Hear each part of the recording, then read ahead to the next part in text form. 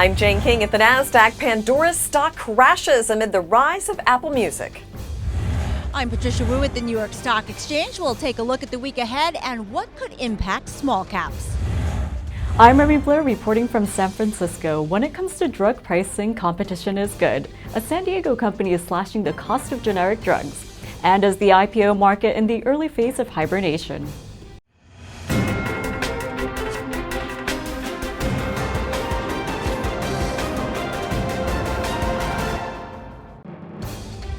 Hello and welcome to Small Cap Nation. I'm Jane King at the NASDAQ market site in Times Square. Pandora's stock fell as much as 21% following a poorly received third quarter earnings report. The ad-supported internet radio company delivered several bitter pills to investors and admitted it got dinged by customers sampling Apple's launch of rival Beats One, along with the launch of its subscription streaming service, which was on a free trial during the quarter. Now, the number of hours of music streamed by Pandora grew by just 3% in the quarter. That's down from 25% a year ago. The number of active listeners grew by just 2% to just over 79 million, and that is down from 5% gain a year earlier. Well, Build-A-Bear is recalling some of its stuffed animals because of a choking hazard. The Starbright's dragon has a satin seam that can open and expose the stuffing inside. The Consumer Product Safety Commission says that could be a choking hazard for children. And this has not been a good year for lumber liquidators. Now the company has pleaded guilty to sourcing wood for its flooring from the habitats of endangered Siberian tigers in East Asia and not from Germany, as the company had said, admitting that it lied on U.S. import declarations. The hardwood flooring retailer said it will pay $10 million in fines, forfeiture, and community service contributions to end a 2-year federal criminal investigation.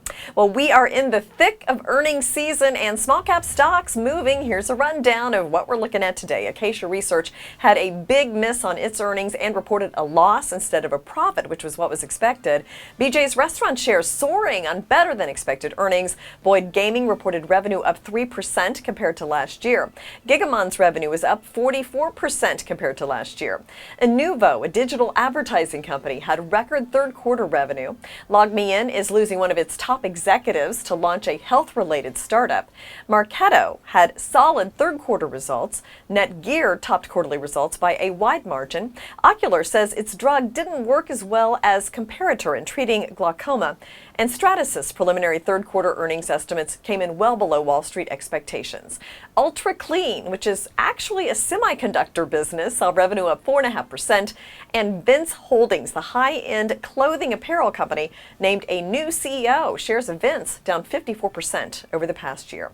Well, biotechnology company Spectrum Pharmaceuticals said the U.S. Food and Drug Administration declined to approve its Evomela injection to treat patients with multiple myeloma, a form of blood cancer that arises from plasma cells found in the bone marrow.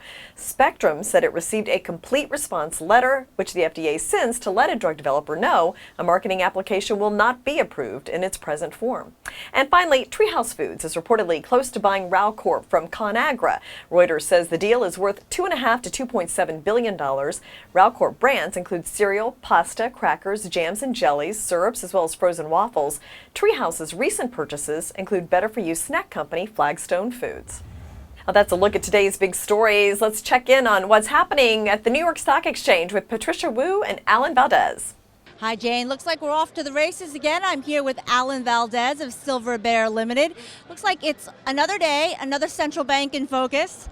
We got the Chinese central bank this time and some big tech earnings. Yeah, who needs retail people? I'm telling you, it's crazy. And, that's going to keep going on. We saw Draghi, like you mentioned today, China yesterday. So it's all these all these move, all these weakening of their currency, stronger dollar affecting us. But in the long run, it makes the market even more accessible. So, we're off to the races. We'll probably see this way for quite a while. Draghi yesterday, China today, some big tech earnings. Are you seeing a lot of conviction, a lot of new money pouring in? We are seeing money pouring in, especially in the institutional side right now. In the last month, we saw $6.6 billion come into this market.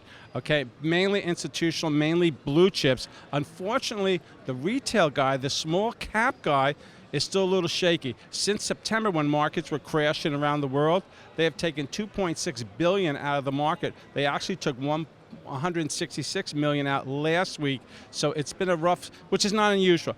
Normally when you have a big correction, they are late to get back to the table.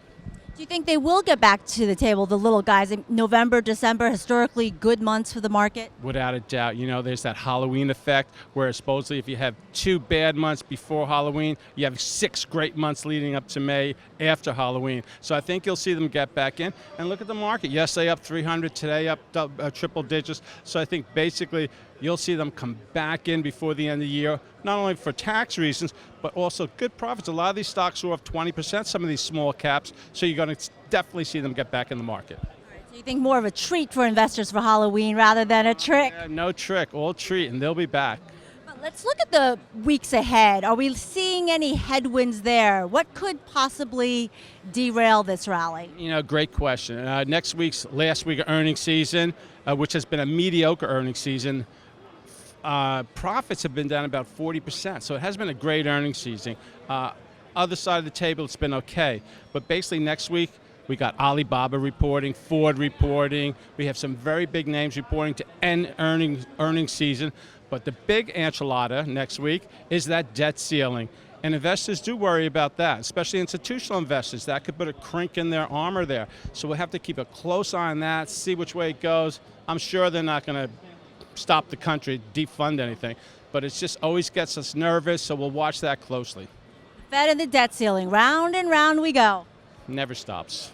What are the most active biotech stocks? We'll have the rundown when Small Cap Nation comes right back.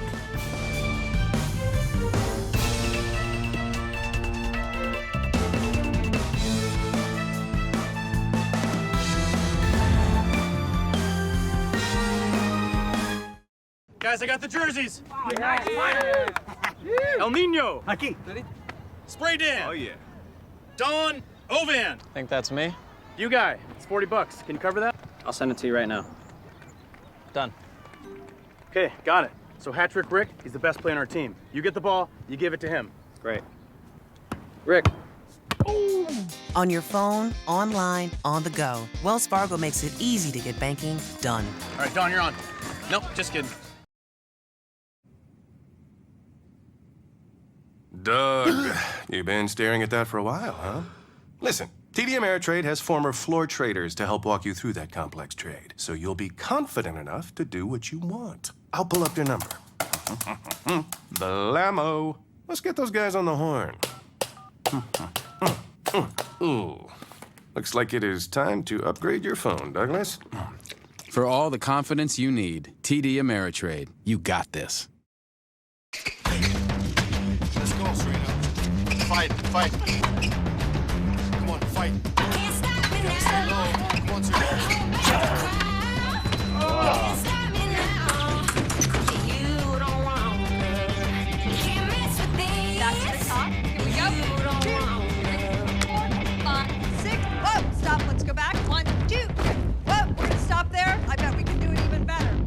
It took tennis legend Serena Williams, fencing champion Tim Morehouse, and the world-famous Rockettes years to master their craft. But it took them only moments to master paying bills at Chase.com, depositing checks at Chase ATMs, and transferring funds on the mobile app.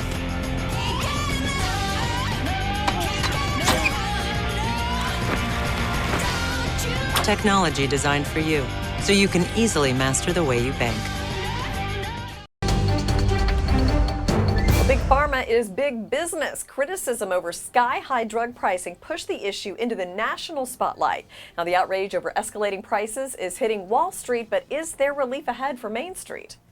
It's no secret that consumers are sick and tired of high drug prices. Even on Capitol Hill, the outrage over drug pricing pushed federal investigations into key players of the pharmaceutical industry. Now, Imprimis Pharmaceuticals has stepped into the ring. The San Diego-based company created an alternative Daraprim drug for just $1 a pop. That's a steep discount compared to Turing Pharmaceuticals' controversial $750 a dose pill. Turing bought Daraprim from Impax Laboratories for $55 million and raised the price from $13.50 a tablet to $750. Originally, Daraprim had been made and sold by GlaxoSmithKline for about $1 a tablet. Turing sparked outrage with its 5,000% price hike of Daraprim. Its CEO became notorious when Turing acquired rights to the generic drug and raised prices. Now, how is Imprimis planning to compete in the generic space? Well, taking the example of Daraprim, it's prescribed for a range of parasitic infections. It's prescribed to patients infected with HIV who are vulnerable to toxoplasmosis. Daraprim has been around since 1953 and has been generic for several decades. Daraprim is generically known as pyrimethamine, and Imprimis is offering customizable compounded formulations in oral capsules. The company says its compounded formula has leucovorin added to help reverse the negative effects on bone marrow that is caused by pyrimethamine. The price tag can be low as $99 for a 100-count bottle. Now, the generic Daraprim formulated by Imprimis works to block folic acid synthesis in the parasite T. gondii, which is the cause of toxoplasmosis. Imprimis is also forming a program called Imprimis Cares, and that program aims to make compounded formulations available at lower prices. Well, Turing's price hike led to a backlash, but other companies raise prices on generic drugs. How will Imprimis turn a profit? That's right, Jane. Valeant Pharmaceuticals raised the price of several generic drugs after acquiring them. The firm raised prices exponentially. Meanwhile, Imprimis has a different strategy. Its compounded formulas are not FDA approved and can legally be sold through a doctor's prescription to a patient. The specific ingredients are FDA approved and its compounding operations are FDA inspected. Keep in mind that filing for FDA approval of a compound could take years and millions of dollars, so Imprimis will not file and they can keep prices down and manage to make a profit. Straight ahead, we wrap up the week in Europe. Graham Brown has the latest from Paris on the small cap markets. Small Cap Nation will be right back.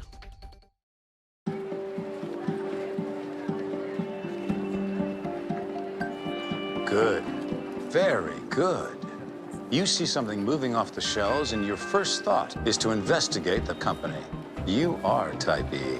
Yes, investment opportunities can be anywhere.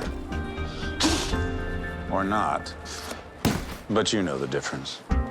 E-Trade's barcode scanner. Shorten the distance between intuition and action. E-Trade. Opportunity is... Before they sat down, one more time, just for themselves.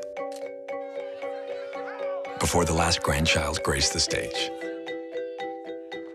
Before Katie and her husband hit that rough patch. Before Kevin finally came home and the first grandchild arrived. Before the sons-in-law, daughters-in-law, and Brad's brief brush with the law. Before the second British invasion.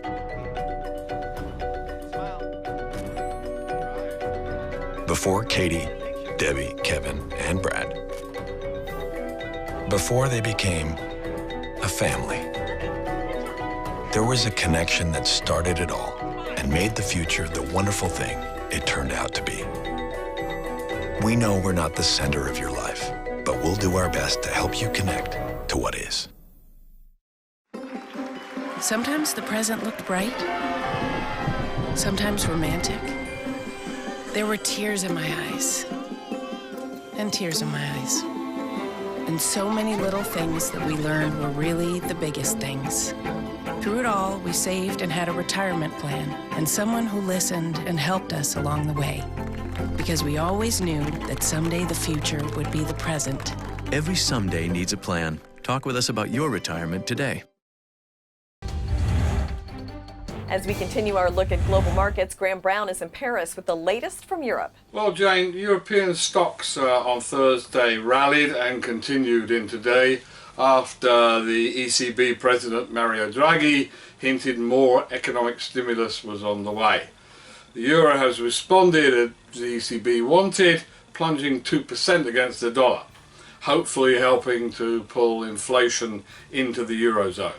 But really the real test will be over the next 2 months. Will it stay down or start to creep back up again?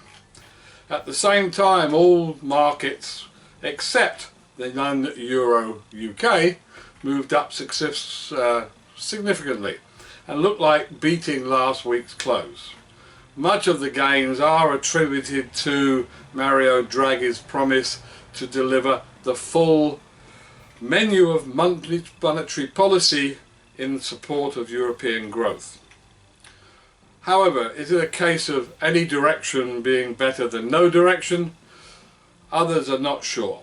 The response to Draghi's comments appear excessive, and once the new measures are in place, it's a good bet that the market's enthusiasm will wane, said Nicolas Cheron, a strategy at CMC Markets. In France, new data points are showing some signs of life in its long moribund economy, with the survey of manufacturing and services output showing faster growth than we've seen in the last 4 months. The composite output index produced by Market climbed up 1 point and boosted in September, and stronger manufacturing output at a 19-month high assisted. However, there was less positive news in Germany, where manufacturing output grew at the slowest pace for 5 months in October, as weak demand from China and Russia took its toll on production. Well, Graham, what are we looking at in the small cap world in Europe? Jane, there's no IPO action around today. There will be a lot of interesting opportunities next week with IPOs in London, Paris, Brussels and Frankfurt. So today I thought we'd look at a couple of interesting technology influences that are appearing in the small cap markets. First, a smartphone app that will allow private retail investors to participate in flotations and IPOs on the same terms as institutional investors. This glimpse of the future has been given by Tethers Financial, which allows private investors to participate in an IPO smartphone via its smartphone app.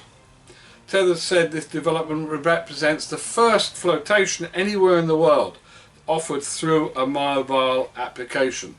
On the 20th of October, all qualified users who had downloaded the free app and clicked the relevant permissions were able to participate in a flotation at the same price and on the same deal terms as institutional investors.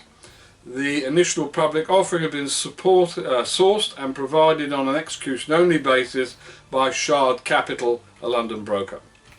We believe that this will be the first of many transactions available through Tethers app that have been sourced by Shard Capital, and we are hopeful that as TFSL begins to roll out its white label strategy, private investors will have access to further deal flow from a range of brokers across the city, said Managing Director Oliver Fatal.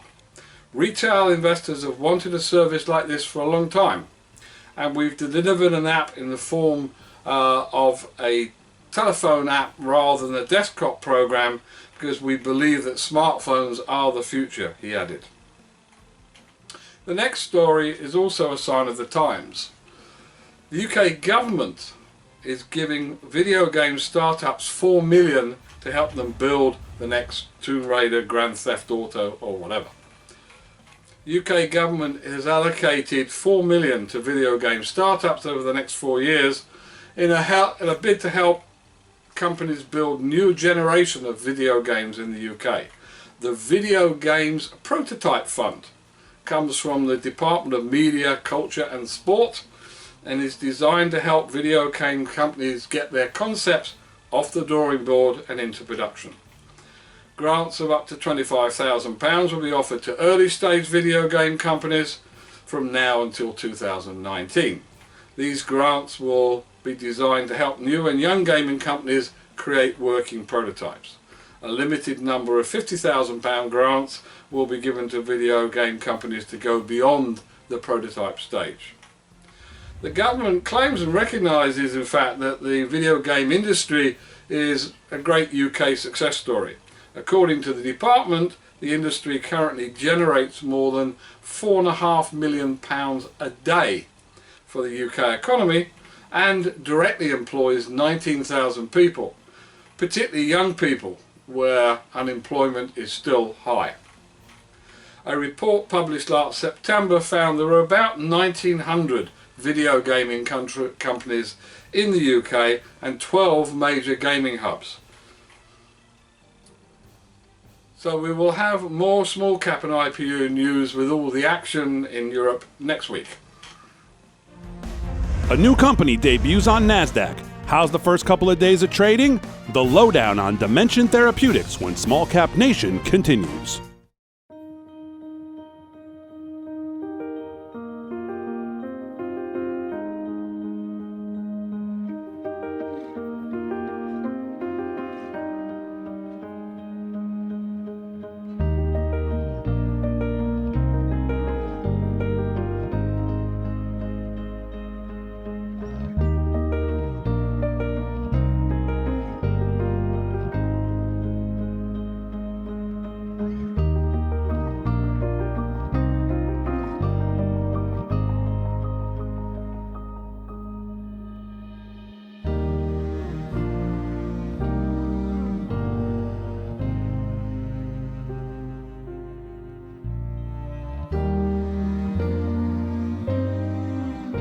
Everyone works hard for a reason.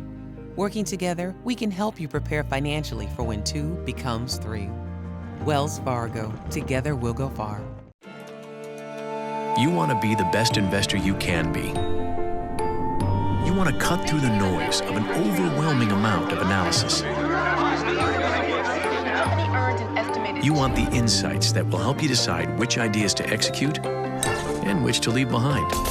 You want your trades executed in 1 second or less, guaranteed and routed with institutional quality technology. Look no further. Open an account and find more of the expertise you need to be a better investor. When I got the phone call that we had received the grant, I held my breath.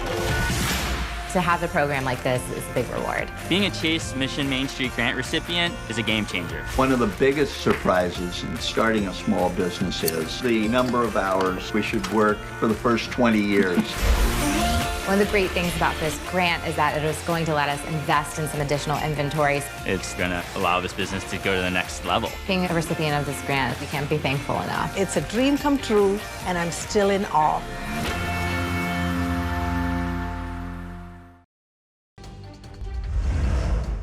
Biotechs are wrapping up a rough week while the broader market may be seeing green and individual names tried to recover from prior session losses. Biotech is no longer the hot place to be. How's it looking for pharma and biotech IPOs? We're seeing a squeeze in biotech IPOs. Winter is here early and there's a definite chill in the air when it comes to the sector. It's bear market territory for the indexes and ETFs, so it's no surprise that hibernation is already setting in. Dimension Therapeutics priced its IPO below expectations on its first day of trading on the NASDAQ. Shares closed in the red. How is biotech positioned? Dimension Therapeutics had a rough market debut. Even though the broader market soared and the NASDAQ Biotech Index advanced over 0.5%, Dimension shares fell 17% on Thursday. Now, the company began trading under ticker symbol DMTX on the NASDAQ, but ahead of the weekend, shares managed to tick higher. Dimension is developing treatments for rare diseases associated with the liver. The early-stage drug company priced its IPO at $13 Wednesday night, and that was below expectations of $14 to $16 a share.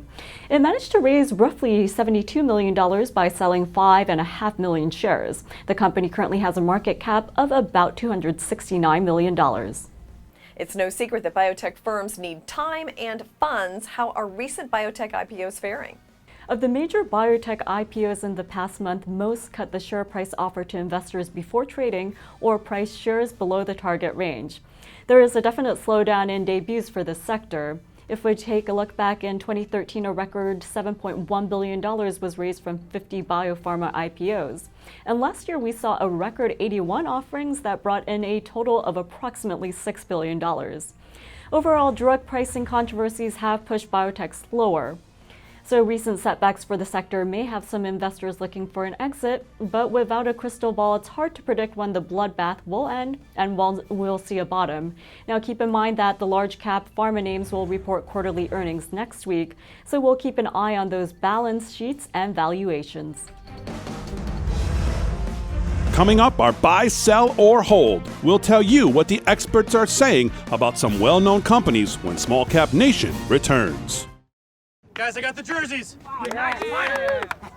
El Nino. Aquí. Spray Dan. Oh, yeah. Don Ovan. I think that's me. You guy. It's $40. Can you cover that? I'll send it to you right now. Done. Okay, got it. So hat trick Rick, he's the best player on our team. You get the ball, you give it to him. Great. Rick. On your phone, online, on the go, Wells Fargo makes it easy to get banking done. All right, Don, you're on. Nope, just kidding. Doug, you've been staring at that for a while, huh? Listen, TD Ameritrade has former floor traders to help walk you through that complex trade, so you'll be confident enough to do what you want. I'll pull up their number. Blammo. Let's get those guys on the horn. Ooh. Looks like it is time to upgrade your phone, Douglas. For all the confidence you need, TD Ameritrade. You got this. Let's go, Serena. Fight, fight. Come on, fight. Can't stop me now. Come on, Serena.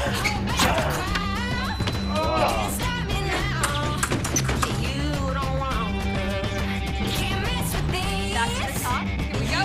2, 3, 4, 5, 6. Whoa, stop. Let's go back. 1, 2. Whoa, we're gonna stop there. I bet we can do it even better. It took tennis legend Serena Williams, fencing champion Tim Morehouse, and the world-famous Rockettes years to master their craft.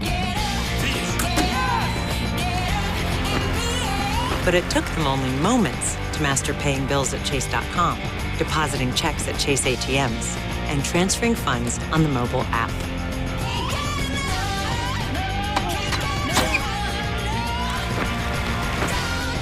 Technology designed for you, so you can easily master the way you bank.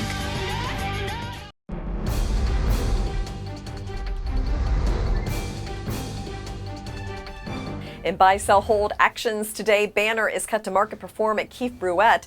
Cabela's raised to neutral from sell at Goldman Sachs. Cyber gets a new buy rating at Maxim Group.